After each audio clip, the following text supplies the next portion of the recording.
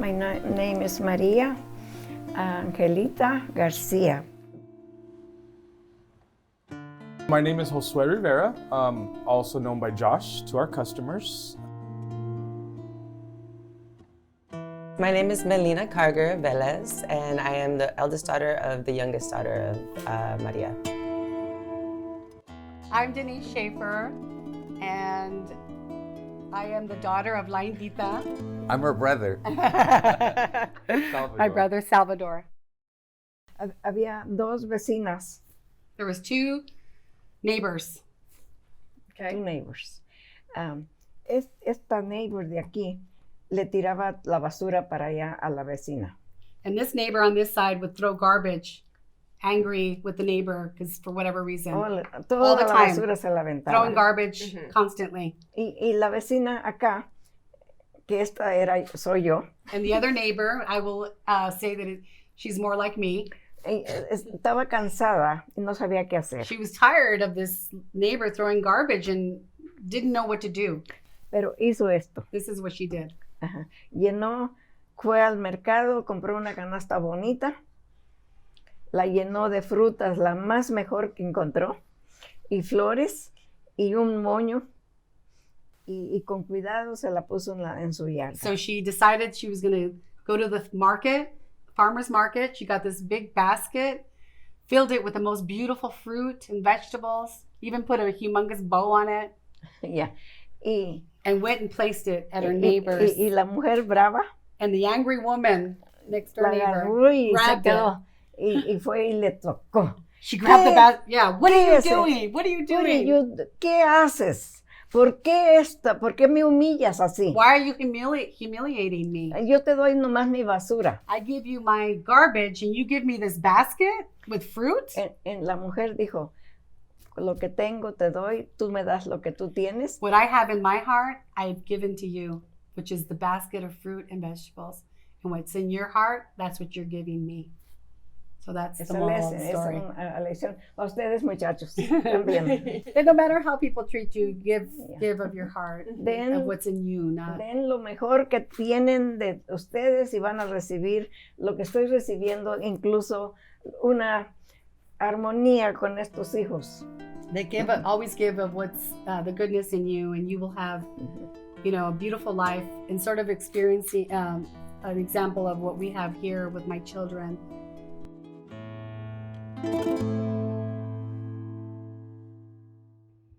Our salsa, we always use the freshest ingredients.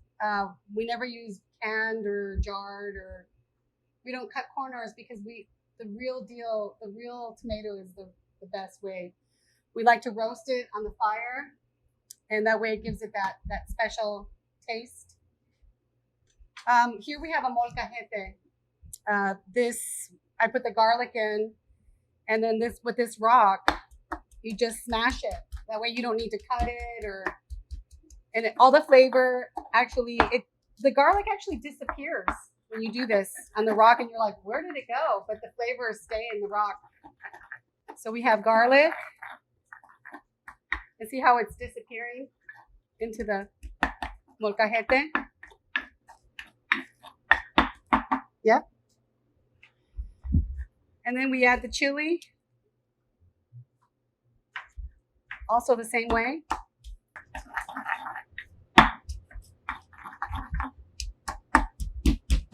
All right, so we'll add a few onions. So it's garlic, onions, chili. Those are your first ingredients because you want those to be a lot more dissolved as opposed to the tomato. You want these ingredients not to be so chunky.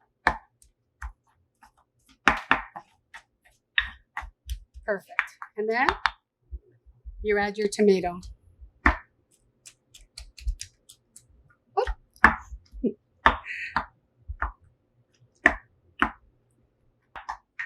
Sal de ajo, little salt.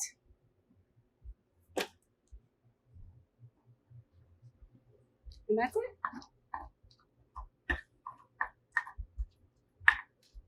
That's a salsa casera, like a home salsa.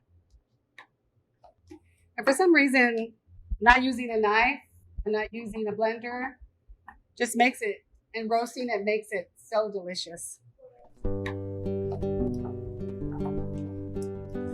Right. There you go.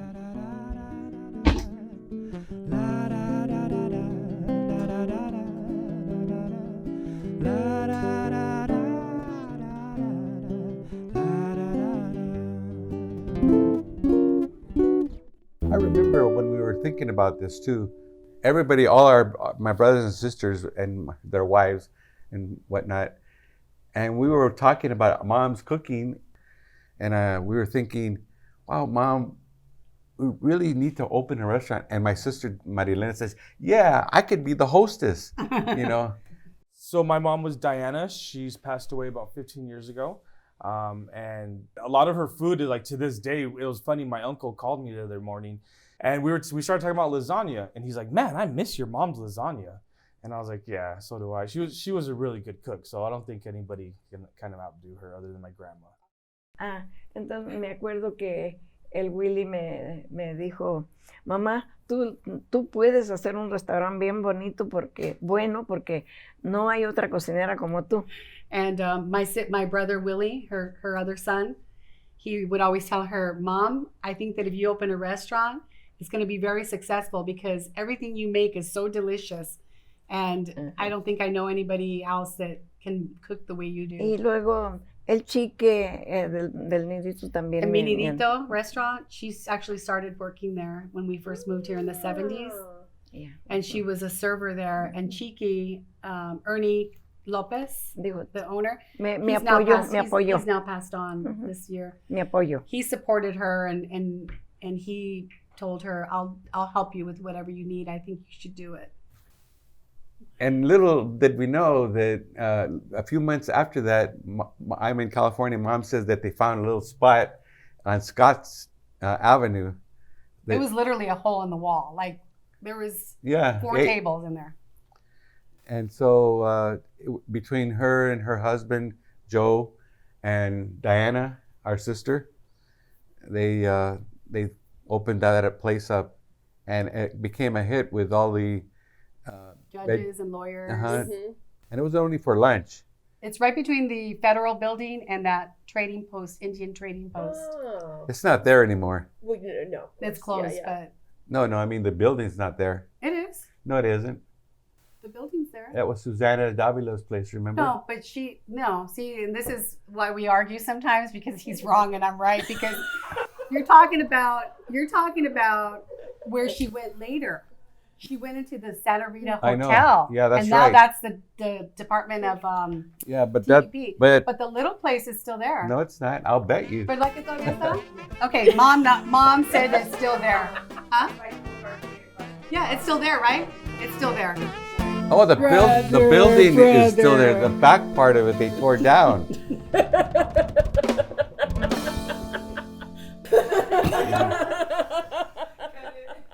This is the corn the Aztecas used.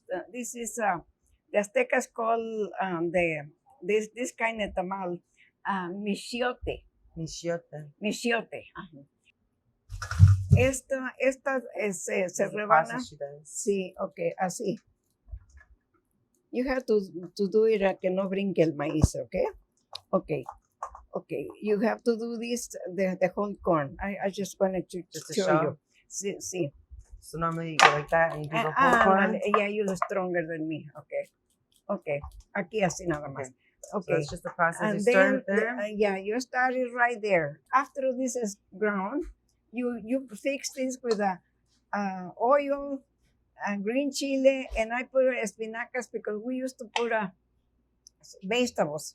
But I cannot get those vegetables, so I use, instead of that, spinach. That gives you a better nutrition and a better taste. Mucho sabor bueno. Or you can have a licuadora o algo, también puedes hacerlo. And back in the old days, she used to use a metate. El metate, ajá. Para esto y también para el maíz sazón. Son dos clases de tamales. Two types of tamales? Ajá, 2 types de tamales. Uno que le pones carne adentro, que son, la masa es otra cara, tiene otra cara, no esta. So this soft tender corn is specifically used for the green corn tamales, and then the other tamales that you put the meat in has a different texture of Y masa, dice sabor y even todo. taste and everything. Ujú. Puedes servirlo.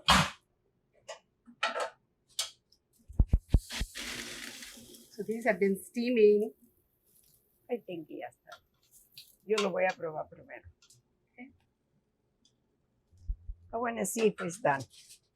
So you want to have like A taste. have it like congeal together and like not mushy. That's how you know they're ready when they're like they have a form. See, También. perfect. También. Perfect.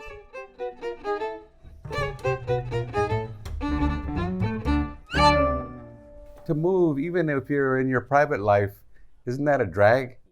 I mean, I hate to move, and I never imagined that this would happen. For 38 years, you're thinking, well, this is it. I mean, we're going to be 4th Avenue forever.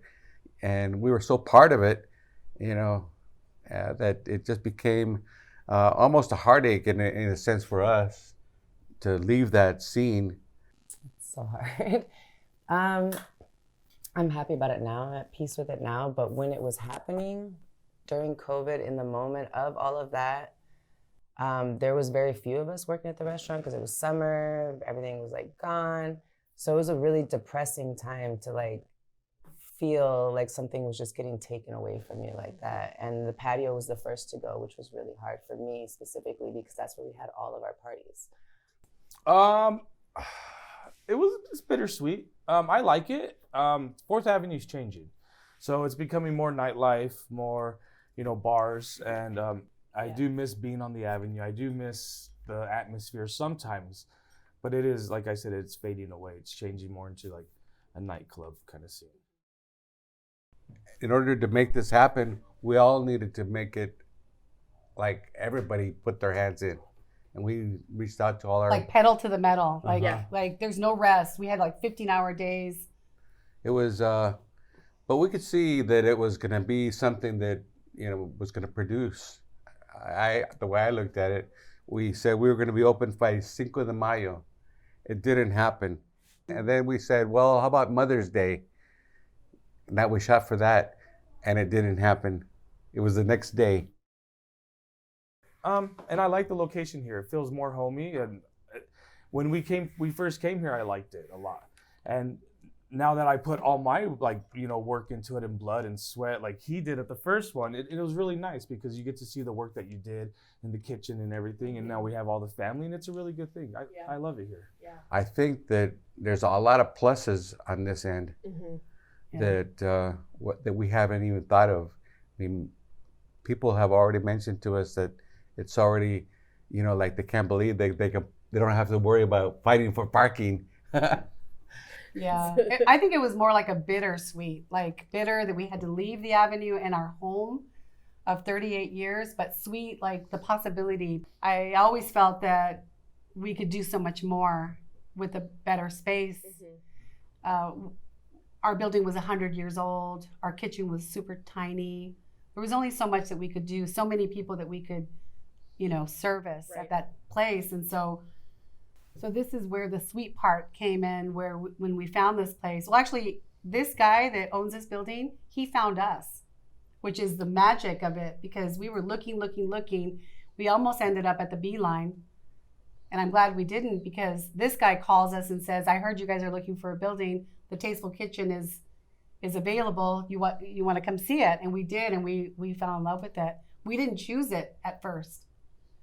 And destiny chose it for us because the Beeline fell through, which now we're glad, because this place is so much more. It is. More potential, more us. It's very homey here.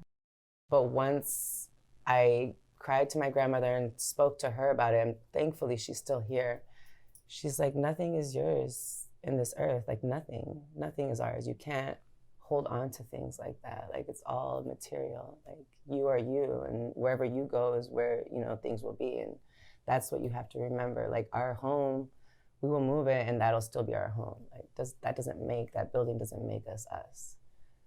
And for her to say that, knowing that she put so much work into it and knowing that this was her legacy and her being okay with it, that helped me to be okay with it.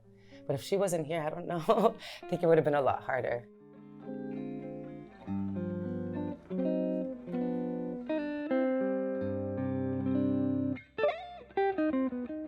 Ok. Esta penca, ¿ves esta chiquita? Esta creció más y esta creció poquito, pero las dos están tender. She's saying that both of these, even though they're different sizes, they're both still really tender and you can use them both for the nopales. En estas cositas hay unas espinitas. In all the little spots, there's thorns that come out. En lo regular las quitan con un cuchillo. And usually they take them off with a knife. Yeah, pero yo hallé una forma más rápida. She found a faster way to do it, and I know how she does it. She puts it on the fire. Sí, le quemo la semilla, todo, y luego con it burns off the actual. Yeah. Y luego le tallo así y se sale toda la cosita esta. And she usually just gets something and just wipes them off, and they just fall off. Entonces, y esto es muy bueno para la salud. Si comieras nomás esto. She said if you were only to eat nopales, you would be really healthy. Yeah. It's really, really good for your health. Así, y se cocen en una ollita con agua. And you just cook it in a little pan with water. And what the water does is it helps release all they call it babas in Spanish. Yeah. But it's kind of like a mucusy texture that some people don't like. So when you cook it in the pot, it releases that and you can pour that out. And then you saute it with onions and tomatoes and garlic. Cuando ya están cocidos, when they're soft and tender. Se cocen con sal. With salt, add salt. Luego, guisas en un sartén cebolla, chile, ajos y los pones ya cocidos. Y esa es la comida. And it's one of the easiest, fastest meals to make. You just take it out of your garden, you cut it up, you cook it with a little bit of water, and then you add the basic tomato, onion, and garlic, and chili if you like. And it just makes a whole dish for itself. No todo el nopal que se da en desierto es para comer. Not all of the nopales in the desert are to eat. You have to know what kind are to eat. Mucha variedad de nopales que se comen. There's a lot of different varieties you can eat, but there's also a lot that you don't eat. Sí, okay. Entonces, te tienes que conocer el estado de la penca. Si lo ves así, porque ya tienes rato que lo cortaron, pero se ve muy verdecito de un color y cuando está sazón es otro. Okay, she's saying that you can tell what nopales are good for cooking because this one, she said, was cut off a couple of days ago, so it's kind of dried out. But usually they're a lot more green and tender. And then as soon as you cook it, it changes to a different color, like an army green, almost like a dark color. Pero cuando el nopal ya se hace duro, ya no se puede comer. When the nopal is dried out, you can't cook it anymore. It won't regain its flavor. It's done. Y esta es la comida de los aztecas. The Aztec food. Sí, son comidas de los aztecas, de los indios, los indios. First indigenous people. Sí, okay. Y esto ha mantenido a México y muchos lugares, pero muy saludables. It's kept Mexico and a lot of the people that eat this still very healthy. One of the biggest things that I miss and that I'm really, really heartbroken of is the mural at the other restaurant, our dining room mural that we had. For me, I saw the artist come in and paint it. I know the artist. We have a couple of his artworks around here. He can't cross over, so he can't come do it again. He's in Mexico. For me, I wanted to paint over it before we left the building. And that was just out of spite. But I didn't want to ruin the painting, but I didn't want to leave them the painting. Right. And we talked about and thought about a false wall. So if we ever get the building back or someone else does, we could break the wall down and it's there. But we ended up just leaving it because of the stress of moving and everything. Yeah. I want to, on the side of our building here, there's already a mural, but I have someone that's going to come and help me prep the wall because it has mold and water damage. But what I want to do, there's a muralist named Carlitos Matarruda, and he did a mural on Speedway and Euclid or Park, I think it is. It's the U of A mural. He's a really great muralist, and he actually does all of our graphic design for the DJ crew that I'm a part of. But he's going to help me map out the scale on the wall with the projector. And originally I wanted him to do the mural just to recreate it, but I think that a better idea would be getting people in the community involved.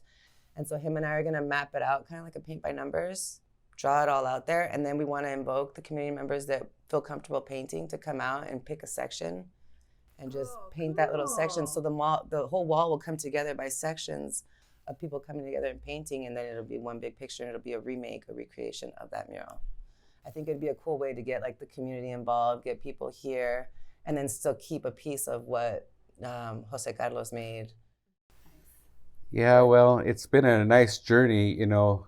That's the way I can picture it, because after 40 years, it's, you know, half of your lifetime. It's kind of, you know, I never even thought that this would happen. You know that? I mean, we would last this no, long? no. I mean, I never thought when we first started, I couldn't picture that far into the future. In the patio, we're planning to have a little area, and towards the wall, we want to have a little stage for acoustic type shows. So anyone that wants to come in the community that has music, or we want to do music on the weekends. But what we also want to do is make it a beer garden and project movies onto the brick walls. So it'll be like documentaries, different movies that my grandmother wants to show about, things that she's passionate about, things that we saw in Mexico. Just like maybe twice a month or 3 times a month, we'll like close down the patio for that, but then also have viewings of different things while people are eating dinner. Now it's the third generation coming in, and we have big shoes to fit, you know, and we have a lot to learn. So, and I'm grateful for having an uncle and aunt that show us the things that we need to learn, because, hey, we've been going on 30 years strong. We can do another 30 years. Our mole. Our mole is one of our favorite dishes that we serve here at La Indita. Mole is a word that is a Nahuatl. It's an indigenous word, and it means a concoction, sauce. You can pretty much make it the way you want it. It doesn't have to be a specific menu or ingredients, but the main ingredients are chile. So this is a chile pájaro. It makes it spicy. This is what adds a spice. This is what gives it that depth, the chile ancho, which is really, this was once a green chili pasilla, and it's smoked, and that's why it's now called ancho. This is one of the main ingredients. Of course, onion, garlic. We also add chips to give it depth. We make our own chips here. So we feel confident putting those in there because we made them ourselves. And it gives it that, instead of adding flour to thicken the sauce, we use corn. Okay. The magic ingredient is cacao. Now, we like to use the bean itself, but we also found that the cacao powder, this is not sugared, it's just the powder. And it comes from the bean itself. This is what adds the magic to the mole. And a lot of people say, oh, chocolate sauce. It really is not chocolate sauce. It's this. Gives it that color. The chocolate is just one small ingredient in it. Or cacao, I should say, not chocolate. So this is a sauce that we use to pour over chicken. We make it in enchiladas. We also can pour it on beef soups or barbacoa meat. So it's used in many, many different ways. So here I just have a little bit of chicken.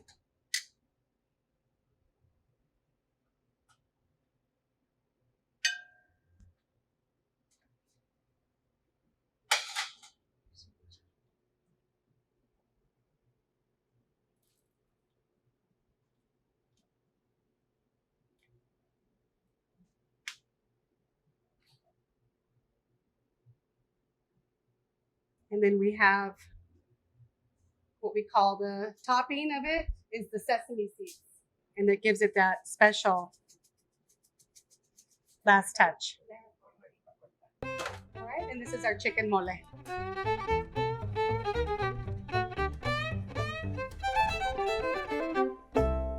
It's very important that customers tell us, what's the best thing I've ever eaten? I mean, you can't imagine the joy it gives us. I think that's why we do what we do. We love that. That adulation, I guess you could say. Oh my goodness. Well, we've always said that when they walk in, they're customers, but when they leave, they're family. because we have created with them this camaraderie, just of like this community-based love for each other and unity that is just really beautiful. And it's thanks to Mom. No ambiciono tanto, pero sí me gustaría que el amor crezca más. It's not so much the ambition of the restaurant and the monetary part of it, but I would love to see the love grow here more with family members, the legacy continue.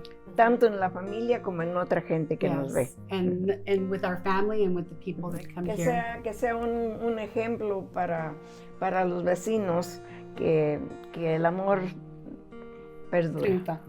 That we be an example to our community that love prevails.